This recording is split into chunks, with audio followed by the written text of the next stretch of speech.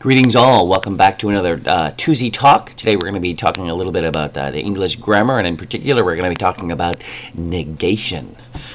Negation for English language learners is one of the more difficult elements that they're going to have to try to master, so it would be good for us as language teachers to be able to know how to explain what these negatives are. We're going to look at some of the problems that English language learners have. We'll look at the negation system, their meanings, their use, and then hopefully some teaching ideas. Let's move on here to some of the problems that English language learners are going to have. Why is it so difficult for them to grapple with, to understand, to get a hold of the negative system? There are a number of reasons. First of all, negation markers are placed in different places in different languages. So whereas we have it as the second element in a verb structure, or we have it as a kind of in a prepositional or an adjectival place in noun clauses, they're not necessarily placed there in other languages, so people get confused about where they're placed. Double negatives, another problem that we have. Legally, in the standard English, legally in the standard English modes, double negatives are not allowed. There ain't no way that you're allowed to have double negatives in sentences. In reality, they are actually used sometimes. And sometimes they're actually negative, and sometimes they're actually positive. The example I just gave you, for example, there ain't no way, right? There isn't any way. It's the proper way to do that.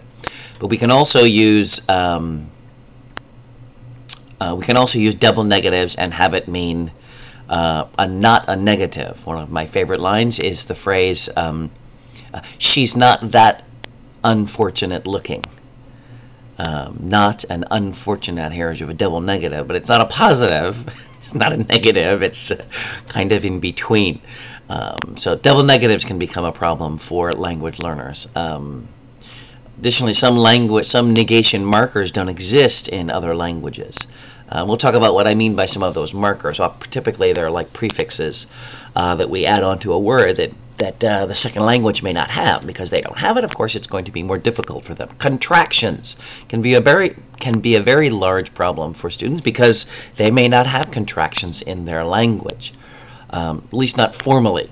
Many languages, although they're not formal components, they do exist in oral speech, where people try to make things simpler as they're speaking, and so they invent new ways to do this.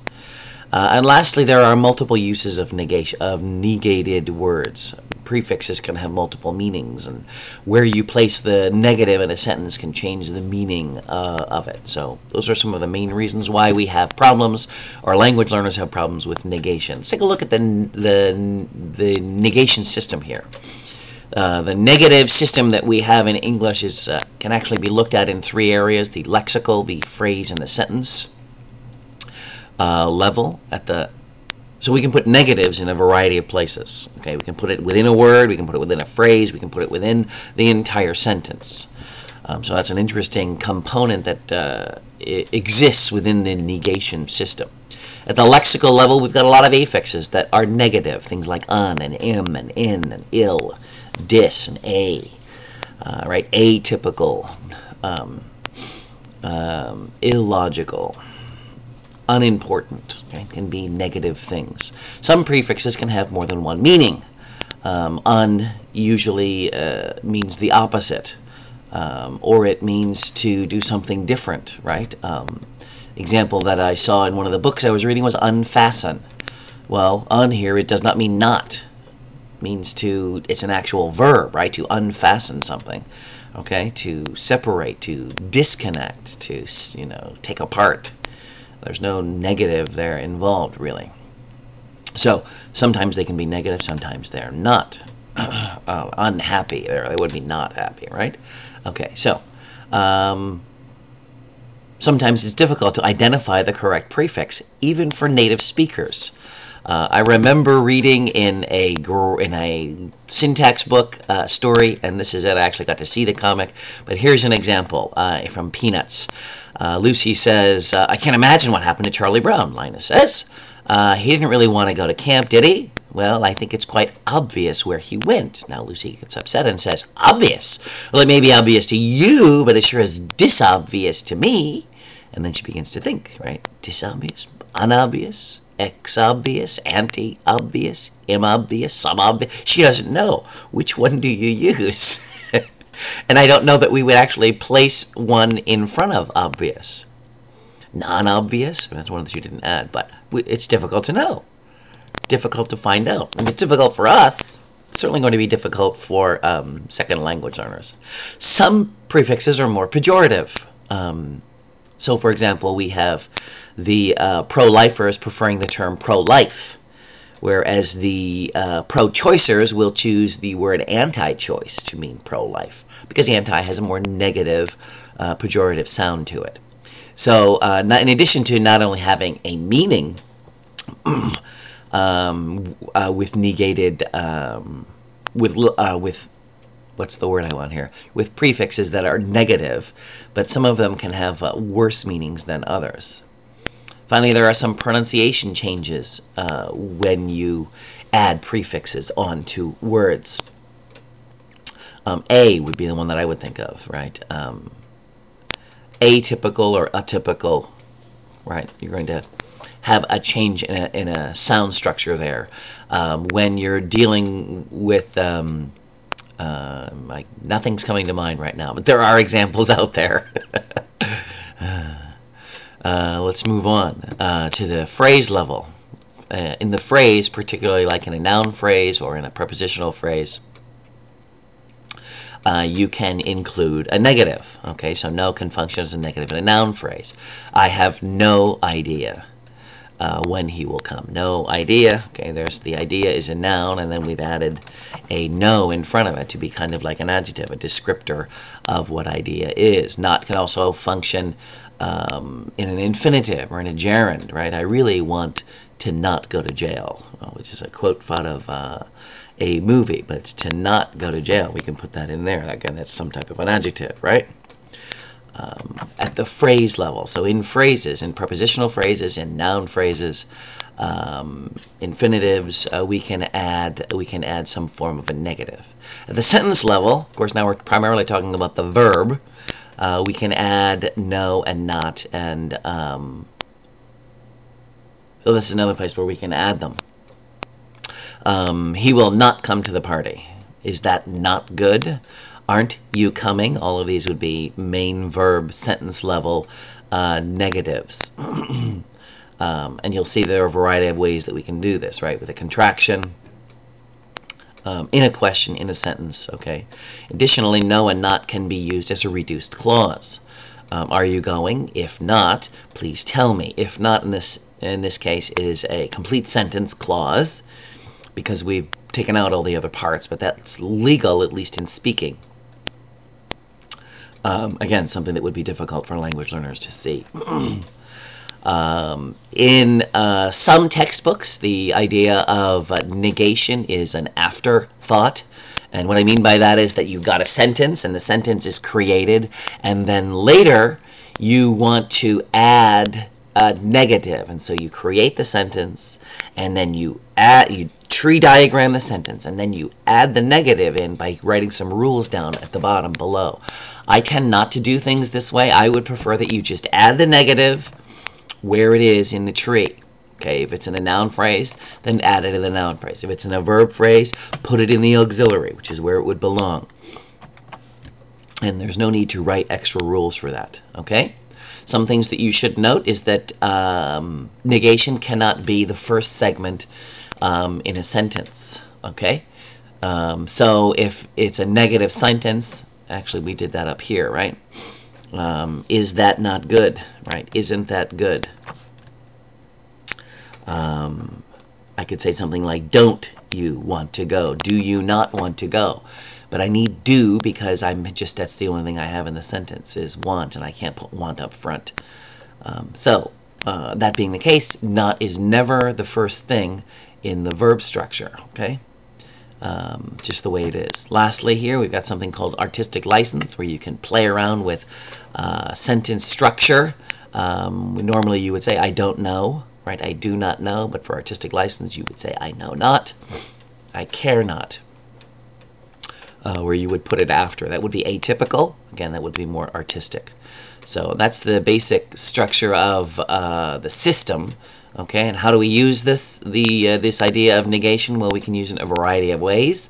We simply can use it in a negative statement. I am not hungry. Again, it's second in the verb structure, right? I am not hungry. Or I could say I am not hungry, okay, as an adjective off of that. So that's the standard way. The clause components after the negation are negated. So what's being negated here is the after the not. Okay, not before it. Tag questions are the opposite, right? And they are difficult for students, right? Because I basically make a positive statement. You're coming, comma, aren't you? And then I make it negative. There's also implied meaning, which we'll talk about in just a little bit, and that's also a difficulty for students. So we've got that set up as well for negatives. Tag questions invariably use negative, and they generally have opposite meaning when they're being used, right? So the scope is, as we've said before, within a word, within a phrase, within the entire sentence, within tag questions. And those are the main areas that they're being used. The meaning shifts. Sometimes when you use a negative, it doesn't necessarily mean the same as when it was a positive. So, for example, we have must and have to, okay, and they imply obligation. You must do your homework. You have to go to bed, okay? But when I make it negative, you must not leave. Okay, you must not leave. Okay, it's the opposite. It's still an obligation, but it's the negative, right? Here, you don't have to leave. Completely different meaning than have to, right? You don't have to. Oh, it's not necessary for you to leave. You can if you want, okay? But the meaning changes, even though we've added a negative. And that happens sometimes within sentences because negatives don't always mean the same thing in that situation. We have some things that are, quote-unquote, semantically not equivalent. They're not the same. This is totally untrue. Okay? This is totally untrue. This is not totally true. Okay, you see the differences here, right? Okay, not totally and totally. We've moved the negative up front and changed the meaning simply by moving the negative. I remember sitting in a class where the teacher took a sentence and moved no throughout the sentence. And as he's moving no throughout the sentence, he changes the meaning throughout the sentence, throughout the activity, because no, depending on where it is in the sentence, remember, everything after it is what becomes negated, right? So here we see that there's a change in meaning, and you're going to have problems with it with students because they're not going to see that necessarily. Some in the affirmative. Any in the negative, and there are some exceptions, right?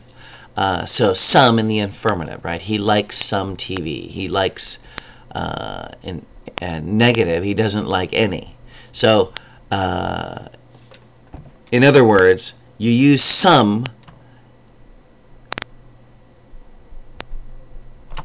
Here's an example. He won't watch some movies, okay? Because I'm using the negative here, I should use any. Okay, these should go together, okay? These should go together. That would be the quote-unquote standard proper. Now, there are going to be people who use he won't watch some movies.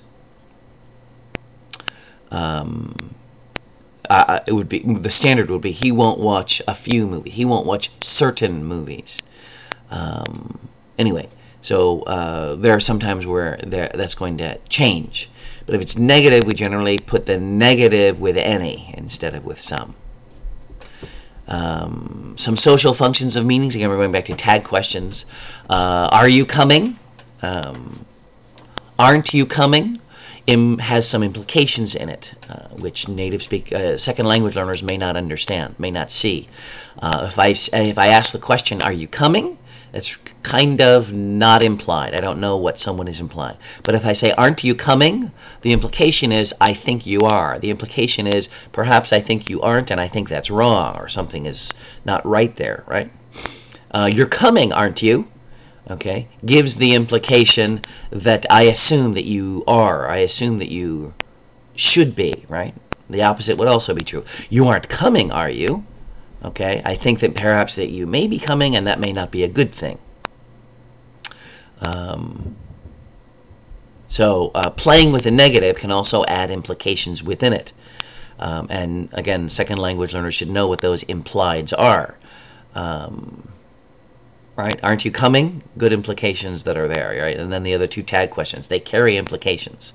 And students need to see that as well. We don't really think about this in English. We just kind of know what it is and never even give it a thought. But as a teacher of this stuff, you should show them that what these implications are, what the things that are being applied are, so that they can grasp it and understand it better. There are some meaning shifts. You can soften a speech act. Why don't you have a seat? Okay, it's a command. Sit down. That's the command. But we're softening the command with something that's a little more nice. You know, why don't you have a seat? Please have a seat, right? Won't you come in? It's a very nice, polite way of saying come in. It's just being more polite. No versus not. There are differences in their use, but it's not very useful for teachers of English language learners. And there are some things that some of the texts we've looked at indicate, but I'm not going to go into those. Okay, to emphasize the negation, do not use contraction. Contractions are very convenient and very often used in the English language. It's faster. Main reason. It's more convenient. But if I want to emphasize a negative, I will generally separate the contraction. I will generally use the word not, right? I'm not coming. I am not coming. Okay, I want to emphasize that word. I would even use the word I'm in that contraction. I'm not coming. Right? If I want to emphasize not, I'll probably want to separate it out. That's just what we do emotionally, right? Emotional. Very quick review of negatives here. I do hope you can see some of the problems, possible problems that students can have with negation. Not only at the different levels, but the different formats that it's put into a sentence. Things that are implied within the sentence, the different meanings that are involved. So it's going to be a problem for some of your students, especially depending on their background. And so something that you want to be careful of. It's also a good research idea. It would be interesting if you may be interested in doing some research into teaching and or understanding the negatives, the negation system for teaching second language learners. That's all I have for today. If you do have any questions, kindly give me a holler. Talk to you later now. Bye-bye.